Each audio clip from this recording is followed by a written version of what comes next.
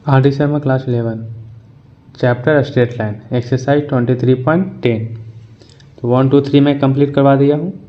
अब आगे देखते हैं question number 4।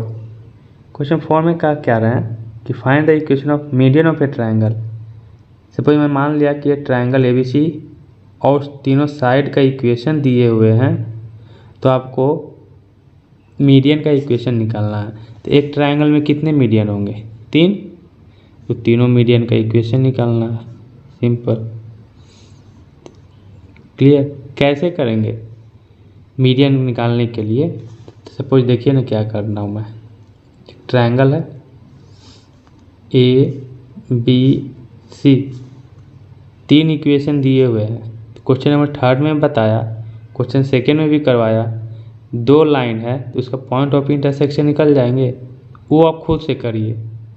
Point of intersection, suppose मैं इसको इक्वेशन 1 मान लूँ, ये 2 ये 3। तो मैं कहूँ कि solving equation first and second, 1 और 2 को जब सॉल्व करेंगे तो A का कोऑर्डिनेट मिलेंगे। मैं सॉल्यूशन करके रखा हूँ, कैसे होंगे वो आप खुद से करिए, क्योंकि मैं वो चीज़ बताने लगूंगा तो ये क्वेश्चन को करवाने में बहुत टाइम लग जाएंगे। तो A का कोऑर्डिनेट आपका आ जाएंगे, सॉल्व करके किया हूँ मैं, -2 0।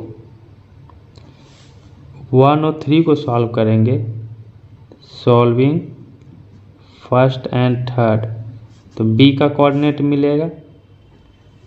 तो आपका B का कोऑर्डिनेट है -6/11 एंड -24/11। सिमिलरली 2 और 3 को सॉल्व करेंगे तो सॉल्विंग सेकेंड एंड थर्ड, तो C का कोऑर्डिनेट मिलेंगे। तो C का कोऑर्डिनेट हो जाएगा -42 और -16। तो ये कोऑर्डिनेट जब मिल गए तो इस ट्रायंगल में पुट कर देता हूँ। वर्टिसेस A है -2 0, B आ गया है -6/11 एंड -24/11, और C है -42 और -16। और मीडियन का क्या प्रॉपर्टी होता है? ये साइड है, इसके अपोजिट वर्टेक्स से एक लाइन ऐसा ड्रॉ करूं, मान लिया ये D, तो ये साइड को 2 इक्वल पार्ट में डिवाइड करेगा, यही मीडियन है। सिमिलरली इधर से भी करेंगे तो एक और मीडियन E आएगा, इधर से किया तो एक और मीडियन आएगा। ठीक है, तो यही AD का इक्वेशन फाइंड आउट करना है, BE का इक्वेशन फाइंड आउट करना है, CF का। उसके लिए करूं क्या, एक लाइन का इक्वेशन कब निकाल सकते हैं? सपोज मैं मान लिया ये AD है, तो A का तो कोऑर्डिनेट दिया है -2 0। ये भी अगर इसका कोऑर्डिनेट मिल जाएंगे तो पॉइंट्स लॉ से इसका इक्वेशन निकाल सकते हैं ना। तो D का आप कोऑर्डिनेट कैसे निकालेंगे? By mid point formula, class 10th में पढ़े हैं डिस्टेंस। तो क्या है, अगर मैं मान लूँ D का कोई कोऑर्डिनेट XY, x1 y1, ये x1 y1 आएगा, x1 + x2, सॉरी यहाँ तो xy ही ले लेते हैं। तो x1 + x2/2, y1 + y2/2, D के लिए भी, E के लिए और F के लिए। तो इसको आप सॉल्व करेंगे, सपोज इसको x1 लिया और इसको x2, तो -6/11 -42, y1 में -24/11 -16/2। ये प्रोसेस बता दिया। D का कोऑर्डिनेट कैसे, आप खुद से सॉल्व करिए, मैं D का कोऑर्डिनेट लिखने जा रहा हूँ। तो D का कोऑर्डिनेट आ जाएंगे -234/11 एंड 100/11। सिमिलरली उसी तरह से AC E मिड पॉइंट है, तो by mid point formula E का भी कोऑर्डिनेट निकल जाएंगे एक ये फॉर्मूला से। ई भी मैं निकाल चुका हूँ, तो -28 -8 ये आप कर सकते हैं आप लोग। एफ का आएगा -14/11 -12/11। डी ई एफ निकल के आ गया। तो यदि मैं यहाँ से एक लूँ लाइन, वही ए डी को बाहर लेके, ए है -20 और डी का कोऑर्डिनेट आ गया ये -234/11 100/11। तो बाई पॉइंट स्लोप फॉर्म क्या होता है, y - y1 m x - x1। तो y - y1 m स्लोप निकालने का क्या है, y2 - y1 x2 - x1 x - x1। तो इसको x1 इसको y1 मान लीजिए, इसको x2 और इसको y2। तो y -0 y1 0 है, y2 क्या है 100/11 -y1 0 अपॉन x2 -234/11 -x2। तो माइनस पहले से तो +2 x - x1 तो +2 है ना, ये माइनस में है तो माइनस माइनस प्लस। इसको सॉल्व खुद से करिए। इसको सॉल्व करेंगे तो आपका इक्वेशन आ जाएगा 25x - 53y + 50 = 0। सिमिलरली आप इसी प्रोसेस से बी ई का निकाल लीजिएगा, क्योंकि ई का कोऑर्डिनेट मिल गया है ना -22 और -8। तो एक कोऑर्डिनेट ये कोऑर्डिनेट, तब भाई इसी फॉर्मूला के हेल्प से बी ई का इक्वेशन निकाल लीजिए और सी एफ का। तो नेक्स्ट डू योर सेल्फ, बाकी आप जो भी बचा आप खुद से करिए।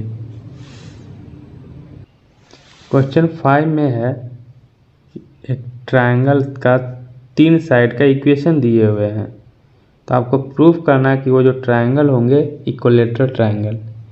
मैं सॉल्व नहीं करूँगा, प्रोसेस बताता हूँ। अगेन इस लाइन का इक्वेशन इस लाइन का इक्वेशन इंटरसेक्ट हो रहा है ए पे, तो ये दोनों इक्वेशन को सॉल्व करेंगे तो आपका ए कोऑर्डिनेट निकल के आएगा। तो ए कोऑर्डिनेट आएंगे आपका √3 और 4। सिमिलरली इसको अगर आप सॉल्व करिएगा तो बी कोऑर्डिनेट आएगा, तो बी का कोऑर्डिनेट आएगा 1/2√3 3/2। इसको सॉल्व करेंगे तो सी का कोऑर्डिनेट आएगा -2√3/4। बहुत बच्चे बोलेंगे कि सर इस सब का सॉल्यूशन क्यों नहीं दे रहे हैं। तो question first, question second, third मैं स्किप नहीं किया हूँ। कैसे सॉल्व होगे, कैसे कोऑर्डिनेट निकलेगा वो बताया हूँ। 3 क्वेश्चन से कॉन्सेप्ट अगर आपको नहीं समझ में आया तो फिर आप 11th 12th मैथ लेके क्यों पढ़ रहे हैं, ठीक है ना। सभी के लिए नहीं बोल रहा हूँ, वैसे बच्चे के लिए जो अभी भी उम्मीद लगा रहे हैं कि इसका सॉल्व करके इसका कोऑर्डिनेट कैसे आएगा, वो सॉल्यूशन भी चाहिए। अरे इजी है, अब आप खुद से कर लीजिएगा। अब जब आ गया तो भाई अब आप लोग क्या करें, बाई डिस्टेंस फॉर्मूला लगा दीजिए। डिस्टेंस फार्मूला क्या है, फार्मूला ए बी निकालने का। सपोज ये मान लीजिए ए बी है, क्या है y2 - y1 का whole square plus x2 - x1 का होल स्क्वायर का अंडर रूट। इसी तरह से ए बी भी निकलेगा, ए सी निकलेगा, बी सी निकलेगा। यही फार्मूला से दो है x1 y1 x2 y2 उससे निकालिएगा तो ए बी भी आपका आएगा सब में 5√3 और इसमें भी 5√3। तो देख रहे हैं कि ए बी का और ए सी और बी सी सब का इक्वल डिस्टेंस है, तो इसीलिए क्या है ये इक्विलेटरल ट्रायंगल है। क्वेश्चन 6 देखिए क्या है, 3 क्वेश्चंस हैं। इसमें से आपको क्लासिफाई करना है कि तीनों क्वेश्चन में कौन सा पेयर ऑफ इक्वेशन जो दिए हुए लाइन का कोइंसिडेंट होंगे, पैरेलल होंगे और कौन इंटरसेक्टिंग होंगे। तो क्लास 10th में तो आप पढ़े ही हैं उस टाइप का निकालने के लिए। a1/a2 is not equal to b1/b2, तो ये सब क्या होगा, इंटरसेक्टिंग होगा, क्या होगा, वो मेथड नहीं अपनाना है। क्लास 11th में आए हैं तो थोड़ा कुछ नया चीज़ सीख चुके हैं आप। क्या, दोनों इक्वेशन का स्लोप निकालिए। तो y इक्वल टू क्या होगा, -2x + 1, इससे y क्या निकल के आएगा, -3x उधर जाएगा, -5 जाएंगे, और 2 था तो 2 से दोनों पे डिवाइड भी जाएगा। इससे आपका m1 सपोज मान लिया स्लोप क्या हो गया, -2, और m2 आ गया -3/2। देख रहे हैं कि दोनों स्लोप ना तो इक्वल नहीं है, और दोनों का मल्टीपल भी, अगर मल्टीपल निकालें तो -2 × -3/2 ये आ जाएगा आपका 3। तो ये भी नॉट इक्वल टू -1 है। ये कंडीशन किसके लिए होता है, पैरेलल के लिए। अगर इक्वल होता तो इक्वल नहीं है तो नॉट पैरेलल।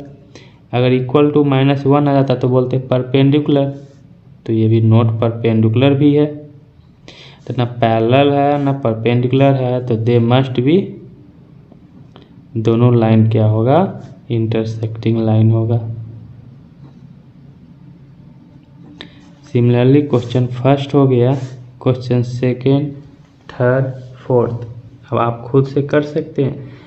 ठीक है, चलिए मैं इसका कंप्लीट करवा देता हूँ क्योंकि ज़्यादा टाइम लगेंगे नहीं इसमें। 3x - 3y + 5 = 0, इससे करूँ तो आएगा y = x, तो इसका स्लोप हो जाएगा m1 मान लिया 1, यहाँ से y आ जाएंगे, इधर चला गया तो 3x + 5, y के साथ 3 था तो 3 डिवाइड में जाएगा, तो x + 5/3, तो यहाँ भी m2 क्या आ गया, 1। तो इसमें क्वेश्चन नंबर 6 का सेकेंड में पैरेलल होना चाहिए, हाँ है दिया हुआ। सिंस m1 = m2 तो so both line are parallel to each other, आगे लिख लीजिएगा। ये हुआ क्वेश्चन नंबर सेकेंड। ठीक है, तो थर्ड आप खुद से अब कर सकते हैं ना, आप खुद से करिए क्या होगा जो ना। तो क्वेश्चन नंबर 7 देखते हैं अब हम लोग क्या कर रहा है क्वेश्चन 7 में।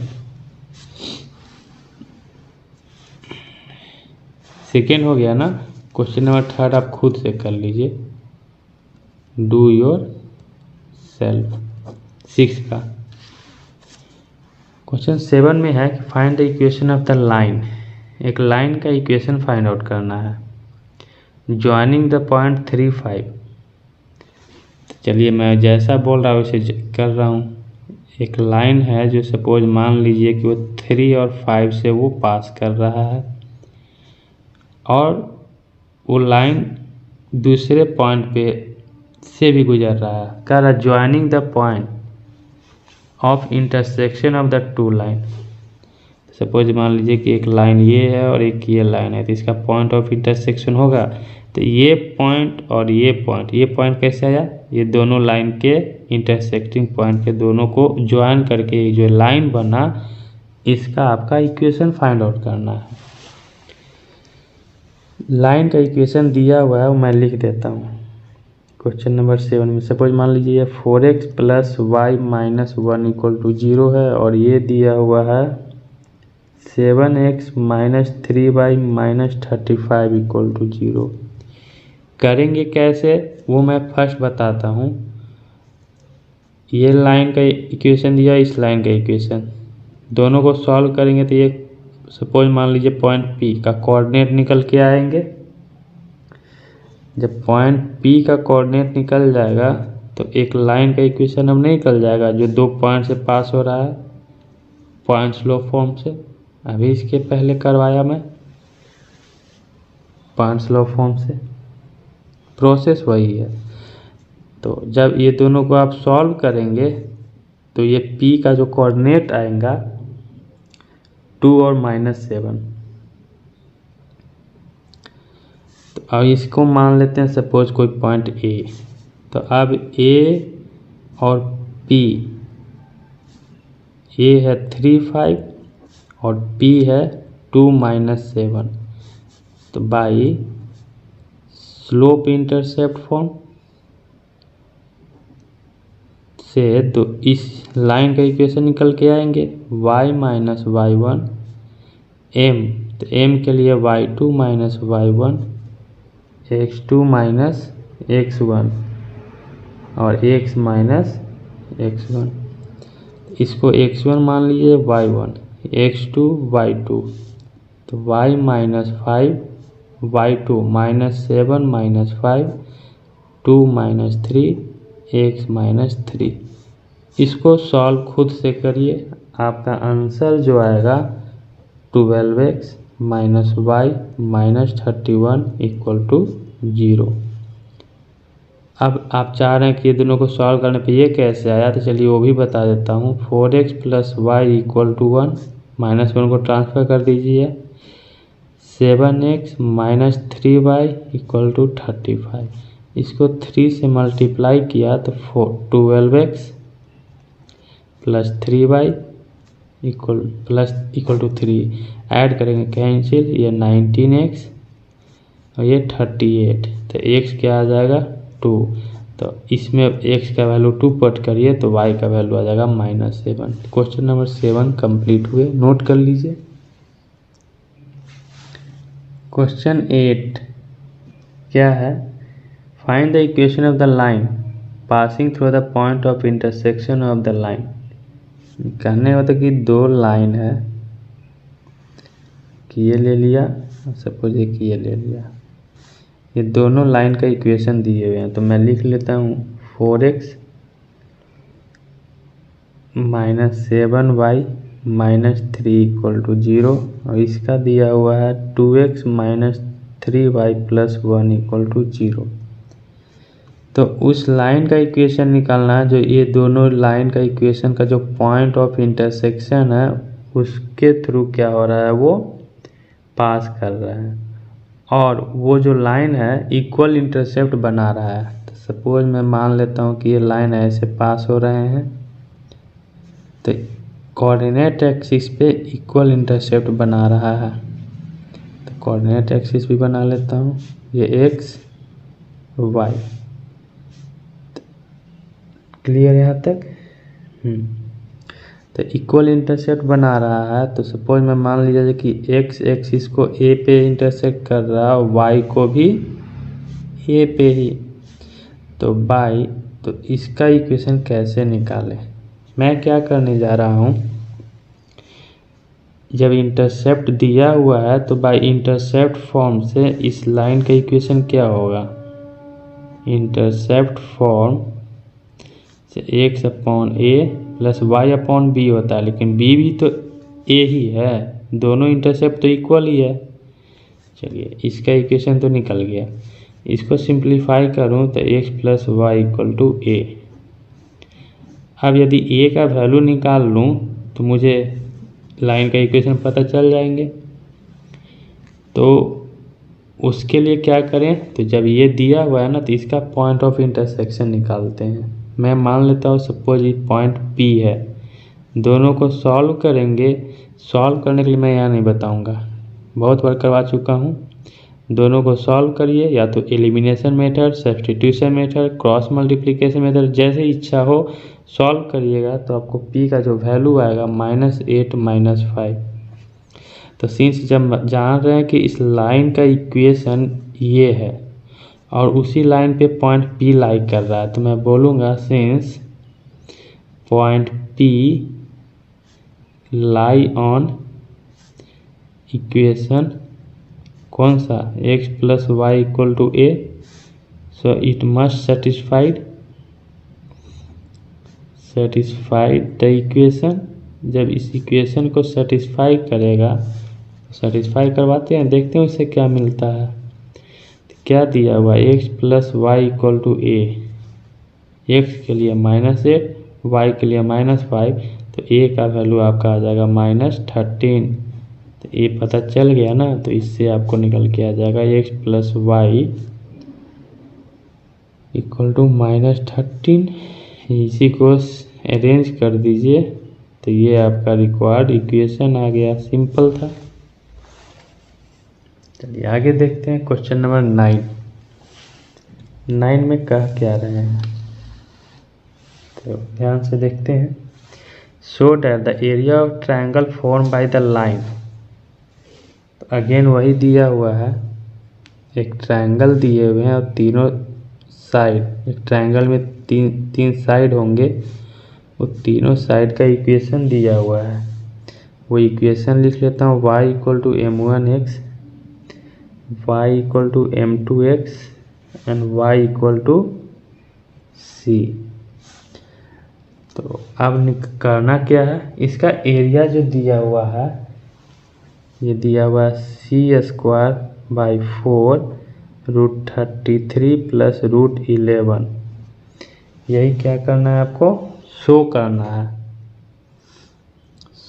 कि एक ट्रायंगल यदि दिया हुआ है, उसका तीनों साइड का इक्वेशन दिया हो, तो इसका जब एरिया निकालेंगे तो ये होगा। कंडीशन एक और चीज़ दिया हुआ है कि क्वाड्रेटिक इक्वेशन दिए हुए हैं। क्वाड्रेटिक इक्वेशन है दिया हुआ क्या, x² plus √3 plus 2x plus √3 minus 1 equal to 0, ये दिया हुआ है। इस क्वाड्रेटिक इक्वेशन का जो रूट दिए हुए हैं m1 एंड m2, इसके हेल्प से और इसके तीनों इक्वेशन के हेल्प से मुझे ये शो करना है कि एरिया होगा ये। क्या करेंगे, एरिया निकालने के लिए पहले वर्टेक्स मुझे क्या करना होगा, निकालना होगा। क्वेश्चन नंबर 3 देखिएगा, सॉल्व करवा चुका हूँ एरिया ऑफ ट्रायंगल, उसमें आपको कॉन्सेप्ट को भी बताया हूँ एरिया ऑफ ट्रायंगल कैसे निकलता है। तो आप क्वेश्चन नंबर 3 जरूर देख ले, वहाँ पे कॉन्सेप्ट बताया हुआ है। अगेन मैं बोलूँगा कि दोनों के इक्वेशन को सॉल्व करेंगे तो एक वर्टेक्स मिल जाएगा। इसको इक्वेशन 1, इसको 2, इसको 3। तो solving equation first and second मैं सॉल्व नहीं करूँगा, सॉल्व खुद करिए। तो जब इक्वेशन फर्स्ट और इक्वेशन सेकेंड को जब सॉल्व करेंगे तो एक कोऑर्डिनेट मिलेगा जो आएगा 0 0। Solving equation first and third, first और थर्ड का सॉल्व करेंगे तो b का कोऑर्डिनेट मिलेगा जो कि होगा c/m1 और c। सिमिलरली जब हम सॉल्व करेंगे solving equation second and third, तो c का कोऑर्डिनेट मिलेंगे और c का कोऑर्डिनेट हो जाएगा c/m2 एंड c। तो एक नया ट्रायंगल बन रहा है, तो ट्रायंगल को बना लेता हूँ। इसका वर्टिसेस पता चल गया है, a b c। a है 0 0, b आया है c/m1 c और c है c/m2 c। जब तीनों वर्टिसेस दिए हुए रहते हैं तो एरिया ऑफ ट्रायंगल क्या लिखवाता हूँ, 1/2 x1 x2 x3 y1 y2 y3 1 1 1। ये सब पॉजिटिव होंगे क्योंकि एरिया नेगेटिव होता नहीं है। तो x1 y1 x2 y2 x3 y3, तो ये x1 x2 x3 लिख देते हैं लगातार। 0 c/m1 c/m2, again 0 c 0 c c, last में 1 1 1। इसके अकॉर्डिंग अगर मैं ब्रेक करूं या फिर इसके अकॉर्डिंग, आंसर सेम आएगा। देख रहे हैं कि इसके अकॉर्डिंग करेंगे तो ये वाला 0 ये वाला 0 बच जाएगा ये। तो 1 के अकॉर्डिंग मैं अगर ब्रेक करूं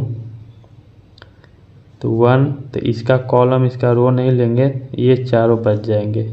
c/m1 c/m2 c और c, ठीक है।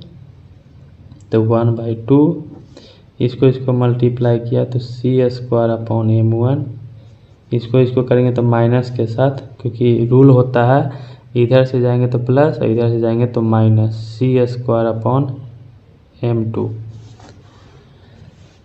सी स्क्वायर यदि मैं कॉमन ले लूँ तो सी स्क्वायर 2, तो 1 upon m1 minus 1 upon m2।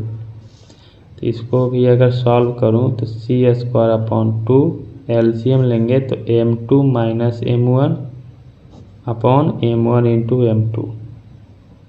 तो एरिया तो आ गया, ये एरिया ऑफ ट्रायंगल ABC ये आ गया है, लेकिन लाना क्या था ये। तो भाई जो यहाँ पे m2 माइनस m1 जो निकला है और m1 इंटू m2 निकला, ये रूट था ना, तो ये डिफरेंस ऑफ रूट हो गया, ये प्रोडक्ट ऑफ रूट। ये निकालेंगे किसके हेल्प से, तो इस क्वाड्रेटिक इक्वेशन के हेल्प से। कैसे निकालें, तो देखिए यहाँ पे सॉल्व कर देता हूँ। वो इक्वेशन निकले जा रहा हूँ मैं।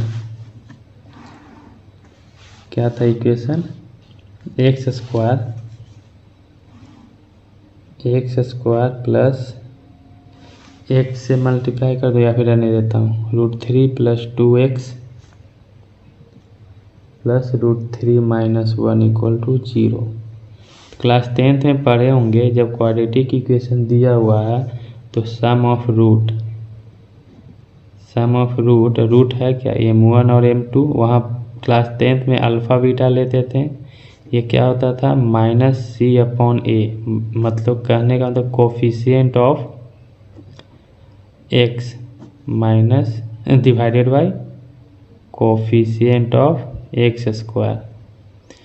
तो m1 plus m2 coefficient of x क्या है, √3 प्लस 2 और x स्क्वायर का 1, तो यानी सम मिल गया।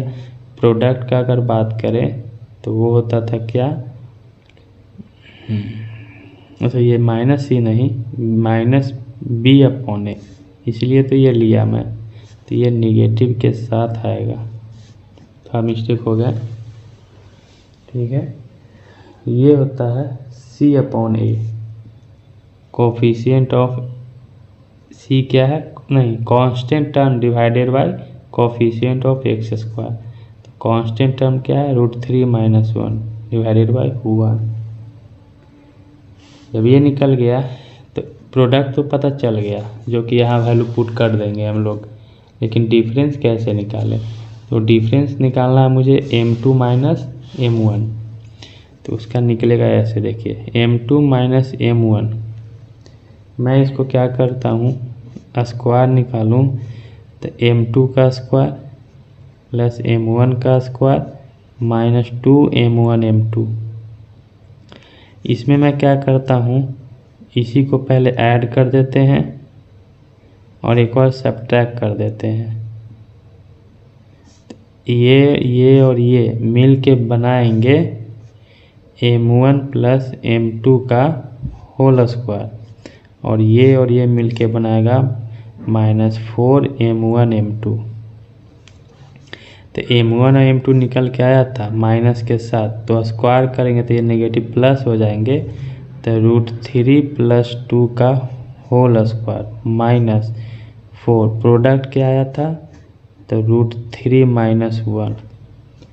इसको सॉल्व करूं a प्लस बी के होल स्क्वायर पे, तो 3 प्लस 4 प्लस 2 2 4√3।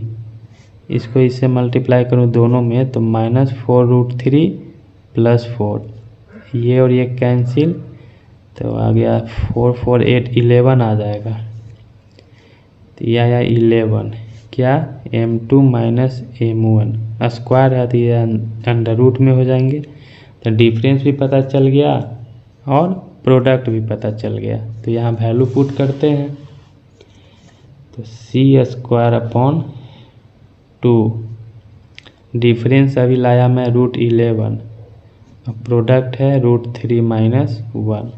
अब इसको रेशनलाइज कर दीजिए, तो √3 plus 1 √3 plus 1, a minus B a plus B, तो a square minus B square, 3 minus 1 2 2 2 जा 4, तो सी स्क्वायर बाई 4, रूट 11 को इससे मल्टीप्लाई करूँगा तो रूट 33, रूट 11 को इससे मल्टीप्लाई किया तो रूट 11।